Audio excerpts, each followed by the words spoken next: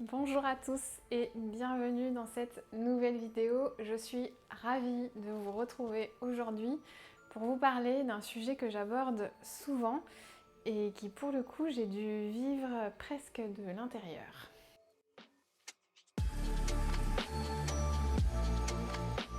On va parler aujourd'hui des chirurgies du ventre, chirurgie de l'abdomen. On va parler de césarienne, de chirurgie suite à l'endométriose, de celluloscopie. Voilà, principalement des chirurgies qui touchent les femmes et qui touchent le ventre.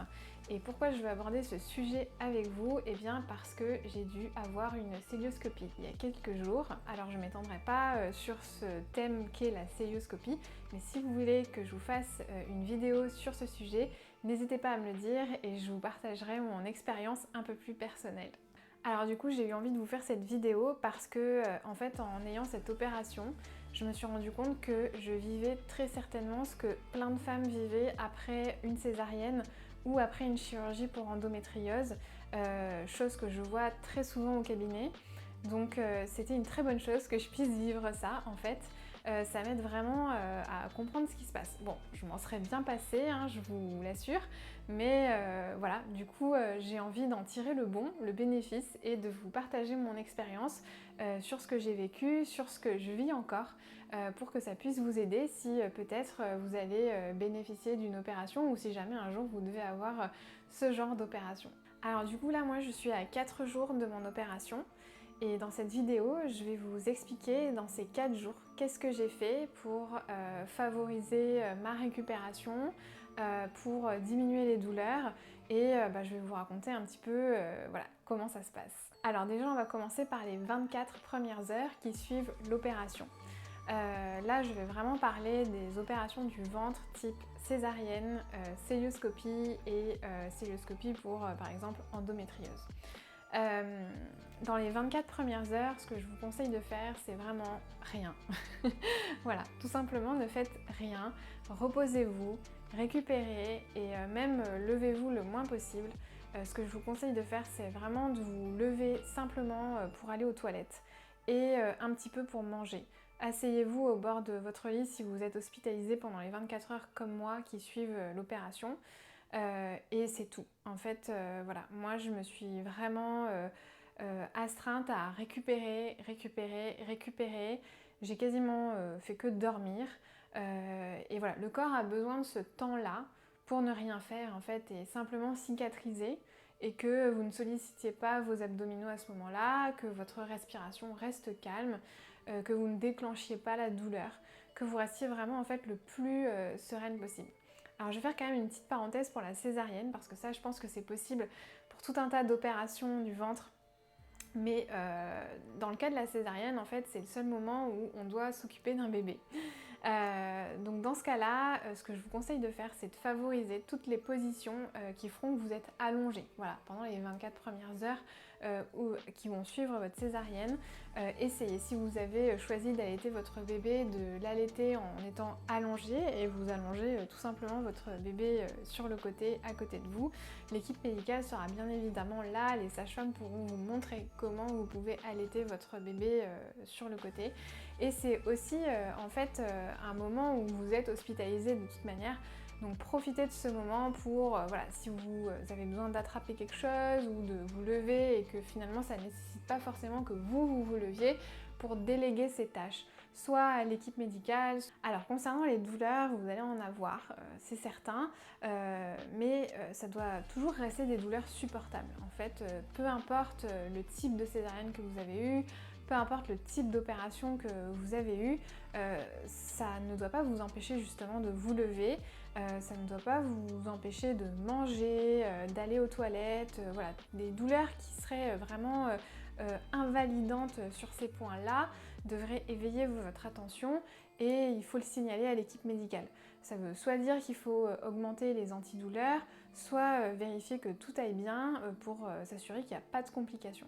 toujours dans ces 24 premières heures, vous allez vraiment ressentir en fait un état de fatigue générale. Vous allez avoir l'impression que quand vous vous levez, vous avez les jambes qui tremblent un peu, qui sont un petit peu fatiguées. Vous allez avoir l'impression d'être un peu dans du coton. Ça va aussi dépendre de l'anesthésie que vous avez eue, à savoir que souvent, dans la majorité des cas, les césariennes, ça se fait sous rachi-anesthésie, alors que la plupart des autres opérations, par exemple moi pour la cœlioscopie, j'ai eu une anesthésie générale. Du coup, on ne se remet pas pareil de ces différentes anesthésies, on se remet quand même plus vite d'une rachi-anesthésie. Une anesthésie générale, c'est beaucoup plus lourd, donc si vous avez eu une anesthésie générale, soyez indulgente avec vous, laissez-vous vraiment ce temps de récupération et autorisez-vous à être fatigué. Vous allez être fatigué, c'est normal. Acceptez cette fatigue, laissez-la passer et reposez-vous finalement. Acceptez de lâcher prise pendant ces 24 premières heures et ça sera vraiment bénéfique pour la suite.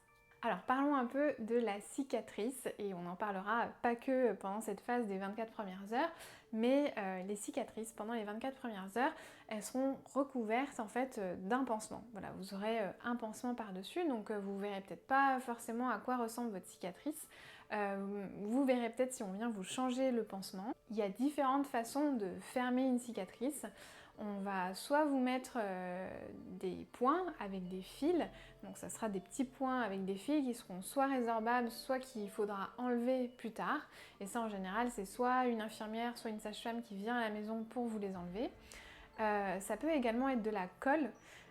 Moi j'aime beaucoup ce procédé parce que ça donne de très belles cicatrices et il n'y a pas besoin d'enlever de points, il n'y a pas besoin d'enlever d'agrafes, on va y revenir, mais du coup j'aime beaucoup les cicatrices où il y a eu de la colle.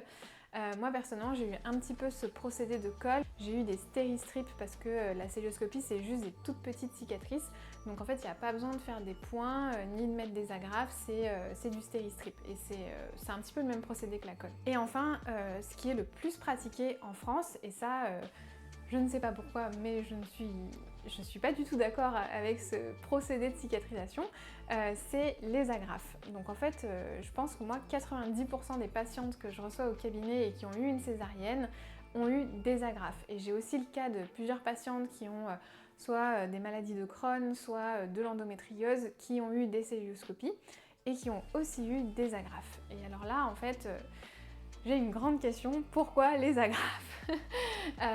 Parce qu'en fait, les agrafes, ça peut mettre des marques en plus, c'est-à-dire que vous avez votre cicatrice qui est la ligne en fait, et avec les agrafes, il y a en général des points en plus. Si jamais, dans votre projet de naissance, si vous savez que vous allez avoir une césarienne ou quoi ou qu'est-ce, n'hésitez pas à demander s'il est possible de vous faire des points ou de mettre de la colle, parce que les agrafes, pour moi, c'est vraiment pas l'idéal en termes de cicatrisation.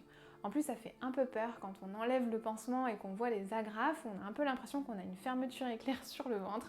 Et honnêtement, beaucoup de témoignages de femmes que j'ai eues au cabinet n'étaient vraiment pas à l'aise avec ces agrafes. Donc voilà, je vous le dis en prévention, si ça peut en aider certaines qui regardent cette vidéo, si vous pouvez passer au-delà des agrafes, je vous le conseille vivement. Donc du coup, concernant la cicatrice dans ces 24 premières heures, rien de particulier, on vous laisse les pansements, elle est couverte, on laisse cicatriser, on vérifie qu'il n'y aura pas de saignement.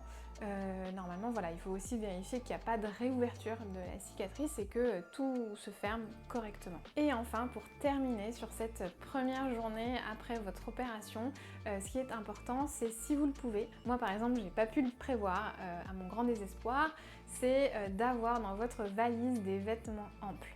Évitez d'avoir des pantalons, évitez d'avoir quoi que ce soit qui serre votre ventre. Et si vous pouvez avoir des sous-vêtements qui montent au-dessus du nombril, c'est l'idéal. Pourquoi? Parce qu'en fait, tout ce qui va être pantalon ou culotte qui va vous serrer sur la zone de la cicatrice, donc soit des petites cicatrices de la cœlioscopie, soit de la cicatrice de la césarienne, ça va vraiment être une sensation de frottement désagréable dans les premières heures qui vont suivre l'opération. Et pareil pour les pantalons, en fait, ça va appuyer à ce niveau-là. Et du coup, c'est assez gênant dans les premières heures, voire les premiers jours qui suivent l'opération. Donc du coup, je vous recommande vraiment de porter en fait voilà, des sous-vêtements hauts et des robes ou des chemises de nuit, voilà, des choses vraiment amples, ou des pantalons, mais vraiment qui montent au-dessus du nombril et qui sont vraiment 2 ou 3 tailles au-dessus de la vôtre pour que ça ne vous serve vraiment pas. En fait, vraiment que ça soit limite juste posé sur vous et c'est tout. Alors du coup, je vais vous montrer un grand moment, c'est comment on s'allonge et comment on se relève, parce que vous allez sentir que c'est un mouvement qui peut déclencher des douleurs. Et là, même encore à 4 jours après l'opération, ça va beaucoup mieux, mais je sens toujours un petit peu que ça tire dans ces changements de position-là. Donc c'est vraiment important, et surtout après une césarienne, de le faire de cette manière dont je vais vous montrer pour préserver votre sangle abdominale et surtout diminuer les douleurs au moment de ces changements de position.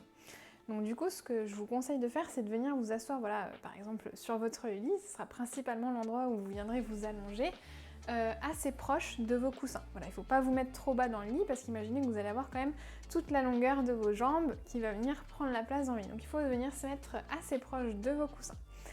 La première chose qu'on va faire, c'est qu'on va venir descendre et qu'on va poser son coude sur le matelas. Une fois que vous avez posé votre coude sur votre matelas, vous allez ramener une jambe sur le lit. Là, ça va très bien se passer. Et après, peut-être un tout petit peu plus dur, ramener la deuxième jambe sur le lit. Là, vous allez pouvoir un petit peu réajuster votre bassin pour vous mettre bien sur le côté et relâcher votre tête sur l'oreiller. Voilà, là déjà, sur le côté, vous devez être totalement relâché. Et là, vous n'allez pas utiliser votre sangle abdominale pour venir basculer sur le dos. Ça, c'est vraiment une manière simple de venir s'installer sur le dos tout en préservant vraiment bien sa sangle abdominale. Et pour se relever, il va falloir faire le chemin inverse. Donc on va simplement venir rouler sur le côté. On va se retrouver donc comme tout à l'heure sur son coude et on peut venir poser cette main soit ici, là où vous vous sentez le mieux. Et on va venir laisser basculer les jambes en fait en dehors du lit. Il faut vraiment que vous sentiez que vos jambes elles font contrepoids et qu'elles viennent en fait vous aider à vous relever. Ici vous n'utilisez pas votre sangle abdominale mais vos mains, vos bras qui vous repoussent pour que vous puissiez ici venir vous mettre à la verticale. Alors maintenant je vais vous expliquer les 4 premiers exercices que j'ai fait dans ces 4 premiers jours après l'opération. Et c'est des exercices que vous pouvez faire dans tout type d'opération du ventre pour aider votre sangle abdominale à récupérer, pour drainer votre ventre et pour vous faire tout simplement du bien dans cette récupération.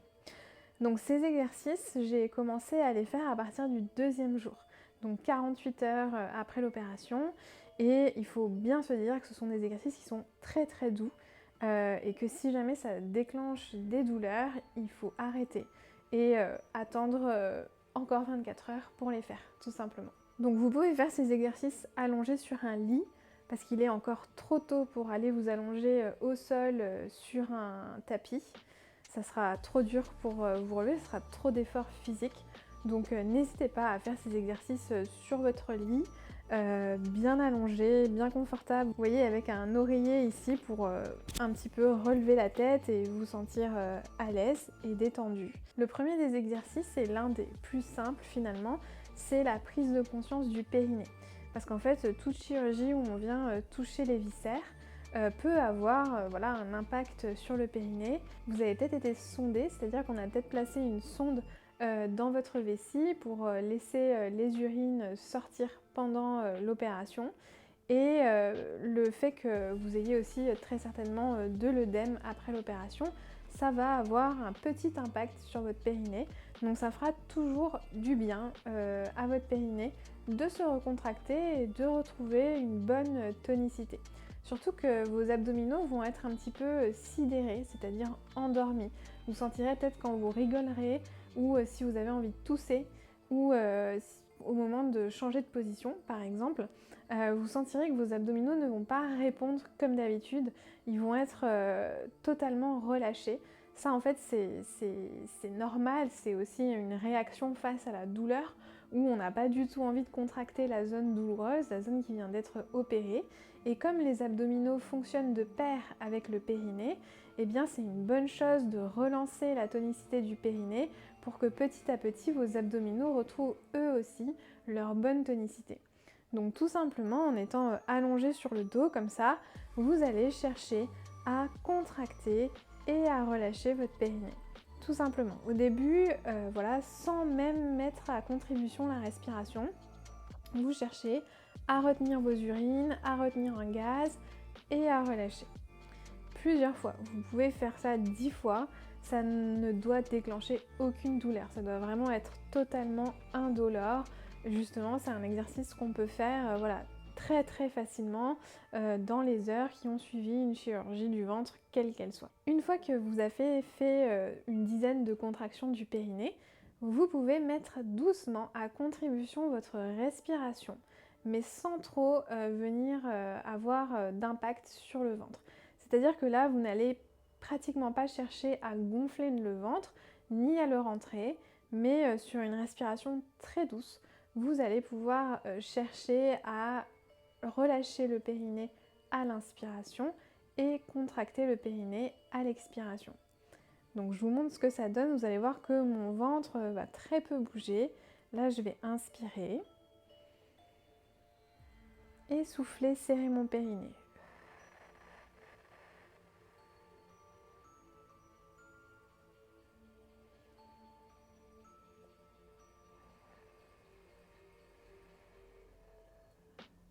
Voilà. Et je sais qu'en temps normal, je pourrais gonfler un peu plus mon ventre ou souffler plus longtemps. C'est-à-dire que je pourrais aller plus loin, vider totalement mon ventre et serrer plus longtemps mon périnée. Mais là, volontairement, je ne le fais pas parce que j'ai pas envie de déclencher de douleur. Et c'est vraiment ce qu'il faut faire dans les 5 premiers jours qui vont suivre l'opération, c'est de rester dans des amplitudes qui ne déclenchent aucune douleur. Ensuite, le prochain exercice, c'est tout simplement de faire de la respiration abdominale, cette fois-ci sans le périnée, pour vous réapproprier votre ventre et pour venir aussi de manière un petit peu détournée, poser vos mains sur votre ou vos cicatrices en fonction de l'opération que vous avez eue. Donc moi ça a été assez important pour moi dès le début de pouvoir venir toucher ma peau, toucher mes cicatrices, voir quelles sensations ça me faisait. Et je pense que c'est une étape qui est très importante.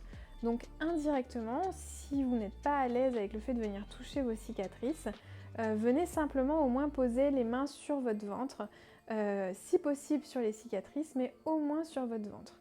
Et là, ce que vous allez faire, alors dans l'idéal, cet exercice, il faudrait plutôt le faire en sous-vêtements, donc sans short et sans pression sur le ventre, parce que vous voyez que j'ai le ventre un peu bombé, donc c'est normal, j'ai encore un peu d'œdème, et vous, ça sera pareil. Donc du coup, il faut ne pas avoir de pression sur le ventre pour faire cet exercice qui va commencer à aider à drainer votre ventre. Donc du coup, en gardant les mains posées sur le ventre, plus ou moins sur les cicatrices aussi, vous allez à l'inspiration laisser votre ventre se gonfler, mais toujours tout doucement et sans même déclencher aucune douleur. Et à l'expiration, vous allez le laisser se relâcher et revenir à sa position de repos. Donc à l'inspiration, ça va donner ça.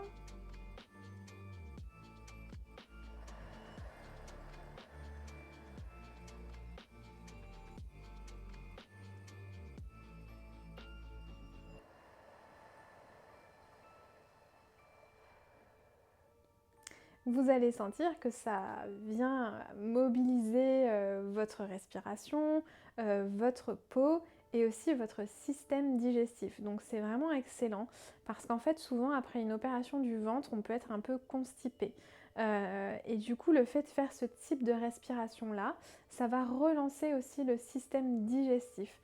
Tout comme le fait de manger assis et de vous lever 3-4 fois au moins les 24 premières heures et de plus en plus dans les jours qui vont suivre l'opération. Et enfin, le dernier exercice, c'est un exercice qui va vraiment aider à drainer le ventre, à relâcher le diaphragme qui est souvent tendu après une opération parce que forcément il y a eu un petit peu d'angoisse, un petit peu de stress et qui va aussi relancer le système digestif de manière un peu plus poussée. Donc si jamais vous avez des douleurs, je vous conseille de commencer cet exercice au 3e jour. Moi, je l'ai commencé mais vraiment tout doucement et uniquement sur 5-6 respirations après 48 heures. Ensuite, le 3e jour, j'ai fait 10 répétitions et là, aujourd'hui, je continue à faire 10 répétitions jusqu'au 5e jour après l'opération. Donc cet exercice, ça va être un exercice de respiration hypopressive extrêmement doux. C'est-à-dire qu'on va faire le mouvement de l'hypopressif, mais on va le tenir uniquement 3 secondes, donc c'est un peu moins que ce que je fais faire aux patientes en postpartum à 6-8 semaines postpartum où elles tiennent 6-8 secondes. Là, on va uniquement tenir 3 secondes et on restera toujours en dessous de la douleur. Donc, on va commencer par une inspiration. Inspiration douce, on ne remplit pas à fond les poumons. On souffle, on essaie de vider les poumons.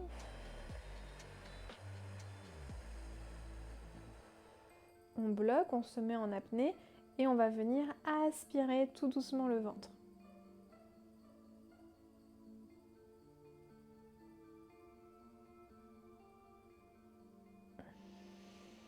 Et je relâche.